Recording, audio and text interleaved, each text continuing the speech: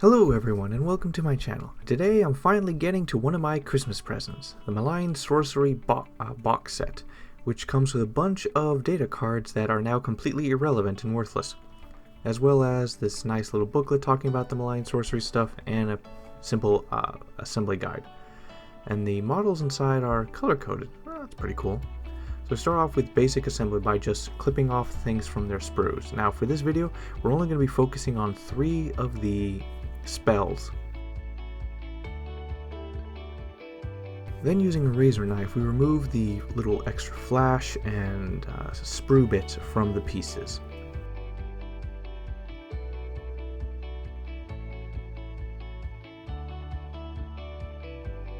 So for this video, we will be painting the Silver Swords, Quicksilver Swords, Suffocating Gravetide, and We're going to prime these models with Bright Touch Gray Car Primer. Now starting with the jaws, the big jaws. Now I don't want to exactly paint it just like how the box looks like the painted models from Games Workshop. I actually want to go to the lore of the model. So I go to the picture in the book and I'm going to base my color scheme based off this. And so we're looking at white, light blue, a bright brown, some darker brown, and some red mixed in. So that's the colors I'm going to use for this one. So with Steel Legion Drab, Agrax Earthshade, Ulthuan Grey, Pallid Witchflesh, and Mephiston Red, I am going to try to paint this. I start off with Steel Legion Drab all over the model.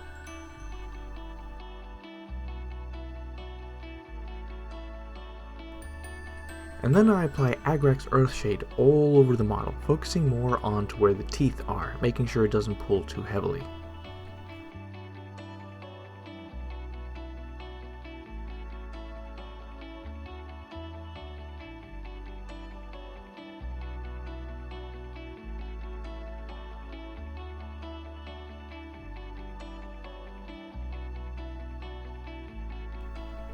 I then go back with Steel Legion Drab and I use the airbrush and I apply it at certain angles so that it leaves the Agrax Earthshade within the where the teeth connect to the rest of the body, and also on the more raised areas. I still want the Agrax Earthshade to show up if you look at it from the underside.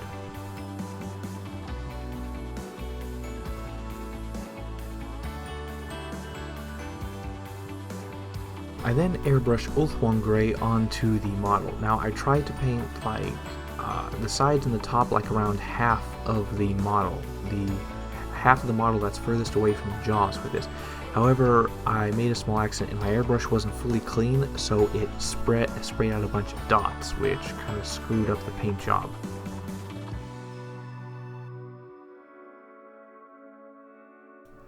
So I then fixed this by going back to Steel Legion Drab and repainting it in certain areas, and so I basically covered up most of the air drops, and I also did fix the clean out the airbrush. I then went back to Ulthuan Grey and resprayed the edges and tips.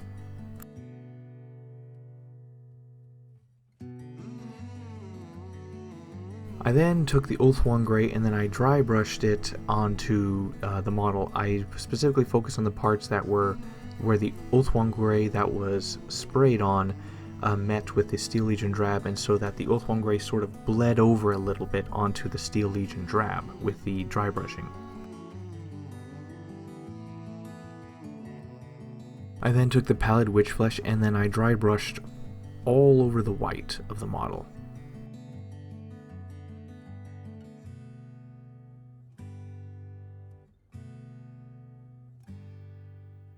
I then decide the model needs a little more oomph, and so I take Baneblade Brown and I dry brush this over the Steel Legion Drab parts to pick out the details.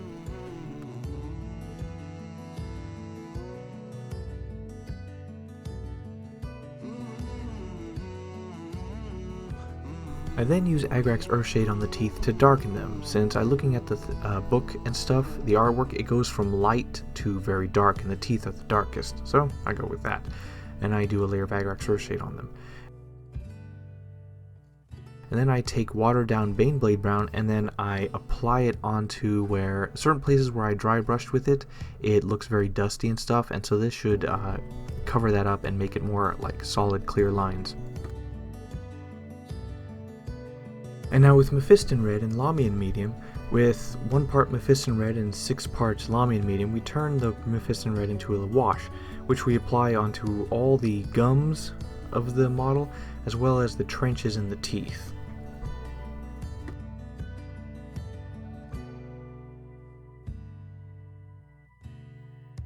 And then with Skeleton Horde Contrast and Guilliman Flesh, we're going to paint the teeth. With watered down Skeleton Horde Contrast, we're going to apply it onto like 75% of each teeth. And then with Guilliman Flesh, watered down 1:1 with like a contrast medium, we're then going to apply it onto half of each of the teeth, and then we will do a second coat once that dries on the last quarter of each teeth towards the tip of the tooth.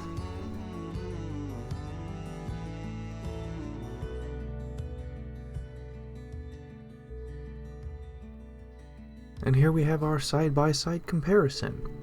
I got the basic colors down, but now looking at it, I probably could have used the airbrush to airbrush some Ulthuan Grey from the inside so that the back of the teeth facing the inside would be white a bit. But maybe that wouldn't transfer too well from the art to the model, the physical 3D space. Oh well, but it looks straight from the art. Alright, and now on to the Quicksilver swords. Very simple, very straightforward. They are silverish swords wrapped in fire. Got it. And so with Uriel Yellow, Evil Sun Scarlet, and Dorn Yellow, we're going to paint this. We're going to start off with a base layer of Uriel Yellow all over the model. And then we will take Evil Sun Scarlet from an airbrush and we will paint this from the lower 45-degree angle and just spray it all over and get in all the recesses and the lower areas. Then I will go back with Uriel Yellow and I will airbrush again from the top 45 degrees and stuff just to balance it out. Here's one thing I would have done. You only really notice the coloration difference if you move it up and down, but I would have actually with the airbrush used Uriel Yellow to hit very specific areas back down at a 45-degree angle. I wouldn't have undone all of the red that was up on top.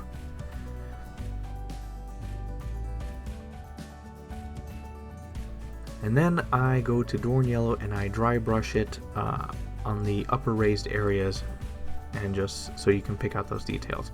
It didn't show up too well. Oh well.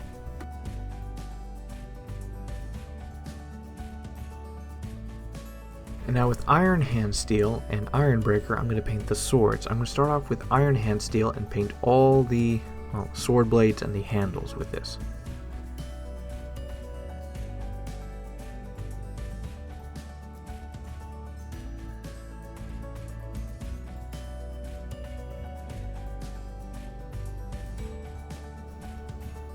And then after doing this, I realized that it's not as dark as I need it to be and stuff. It's a good middle ground. So I took some lead belcha, the new lead belcha, which apparently is much darker than the lead belcha I've been using on most of this channel.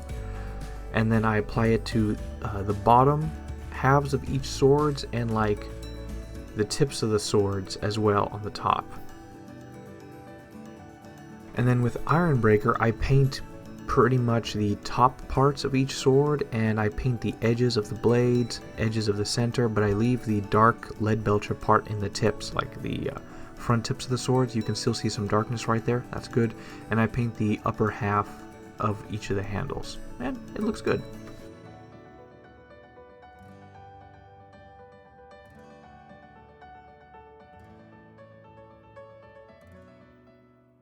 Now with Brass Scorpion and Liberator Gold, we're going to paint the handles and, no, not the handles, the guards and the pommels. We're going to start off with Brass Scorpion as a base layer.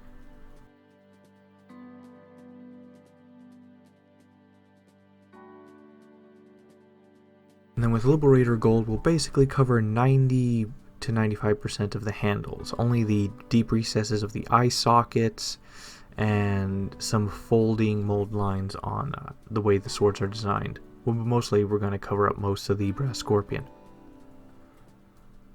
And then once that's done, we're going to go with Ironbreaker, which is the brightest steel that I have that actually works as a paint. and then we're going to highlight the edges of all the swords. We're going to highlight the edges and rims of all the eye sockets, the edges near the handle, yeah, basically straight lines on a few things, and as well as the skulls on the pommel, the eyelids of the skulls on the pommel, as well as like straight lines along the sides of the skull. Yeah.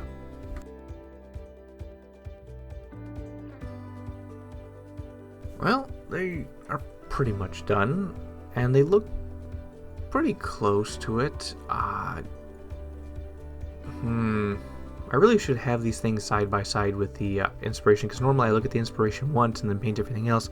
I should look back to it to gain some more inspiration throughout it, but I can't think of anything I could have done to improve this. The swords are silver, and the fire is wrapping around it. In some cases, the fire wraps around some of the smaller swords. And so, I guess this is as accurate a depiction I can make. And now for the suffocating gravetide. Now, obviously, clearly, bright green, skulls and stuff like that, ghostly stuff. But it comes from the ground, so we're going to do this kind of a mix. Like dark earth and then ghostly green. So I somehow did not take a picture of it. No, I know I did, it just didn't show up. Thank you, Apple. With Rhinox hide and Doombull brown, I'm going to paint as a base layer. Now with Rhinox hide, I am going to paint the entire model pretty much. Just a coat of this everywhere, in every nook and cranny.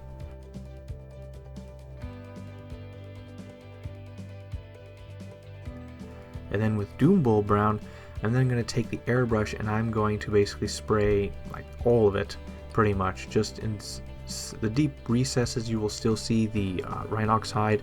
I'll spray from up and down, side to side, going back and forth all over to try to pick out all the details and raised areas with this.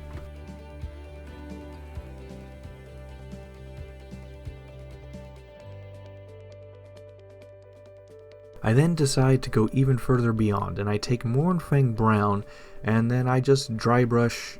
I sort of try to dry brush heavily, but the way the model is built, like I can't really get into nooks and crannies, so only the most raised and most prominent flat areas or edges have Mournfang brown on them, on the tops and on the bottom.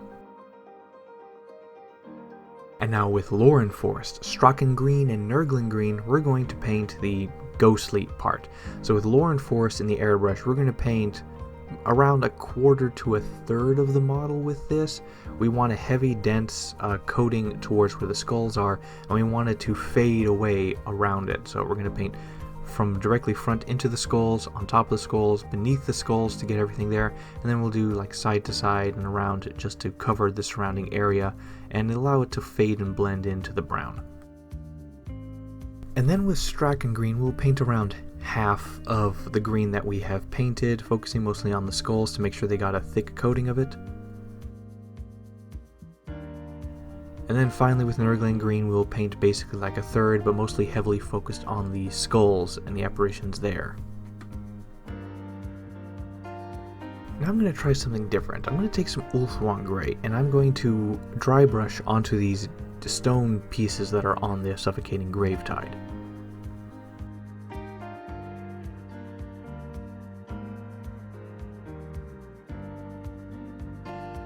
And then I'm going to take Baneblade Brown and I'm going to water it down until it's translucent, and then I'm going to apply it like a wash over the stone, and I'm hoping that the dry brush Ulthuan Grey will like naturally highlight, and so that this will basically do some good paint job, relatively simple and easy. It's a mixed bag in the end.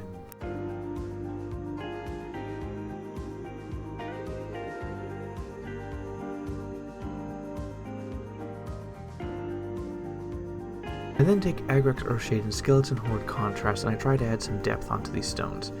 Now, I overall here made a mistake. I should have taken the Agrax Earthshade and mixed it a little bit with Lamian Medium to improve its flow and its balance, because when you apply these things straight out of the pot, they sometimes do this like marbling effect, which doesn't look good, but if you mix it with like a Lamian Medium, it completely smooths out and evens the color so that it coats very evenly all throughout.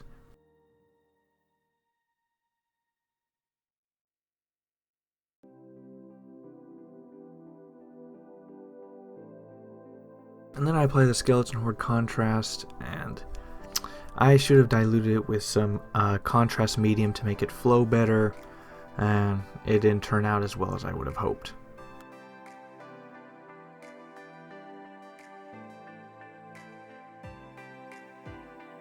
And then with AK Interactive Ultra Matte Varnish, I then airbrush it onto all the models except the Quicksilver Swords, which I use a brush and apply it to the fire.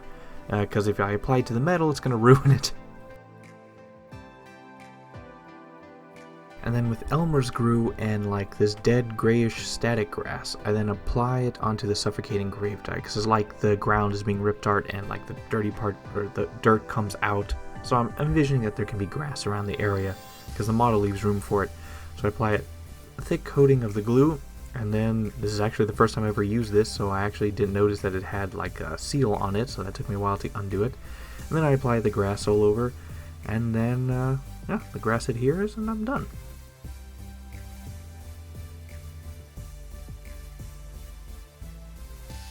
And I am counting this as done for now. Interestingly enough, well, okay, so the bases aren't done. There's a reason for that. So Malign Sorcery has 12 different models, and I didn't even paint the base of the Suffocating Grave type. That's because I want to do some special 3D printing for their bases to make them look more interesting, and I haven't fully come up with a full vision yet, and since the Malign Sorcery has a bunch of different models, it'll eventually take time, and some of the models will require some special treatment and stuff, and I will continue this box kit when I have the vision for it. Like, I need to have an idea and a vision to paint these things, and so I'll paint it soon enough and finish these bases. You will see these again when I actually do the bases. Probably the bases may be an entire own video in itself, because I haven't fully decided if I want them all to have a uniform type base or a specially tailored base. So we'll see then. So moving on. Like the video if you like the video, subscribe if you want to subscribe, comment if you want to comment, dislike if you want to dislike, share the video if you want to share the video, and I'll see you again soon enough.